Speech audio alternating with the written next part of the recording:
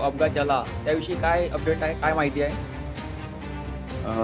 Sir, आज सकाळी खामगाव शेगाव या राष्ट्रीय महामार्गावर आज सकाळी तिहेरी वाहनांचा अपघात झाला आहे आणि 5 जणांचा या घटनास्थळी मृत्यू सुद्धा झालेला आहे.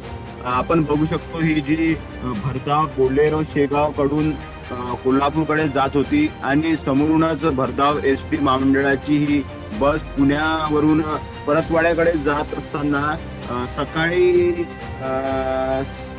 5:30 6च्या दरम्यान या 2 वाहनांची धडक झाली आणि त्यानंतर खासगी ट्रॅव्हल बस की जी शेगाववरून अकोला पुणेकडे जात होती, हीच ती अपघातग्रस्त बस आहे. ती या 2 अपघातग्रस्त वाहनावर धडकली.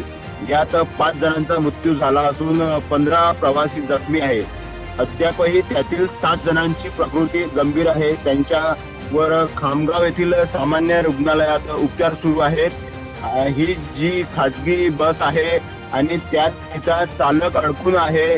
सध्या शर्थीचे प्रयत्न सुरू आहे त्या चालकाला काढण्यासाठी.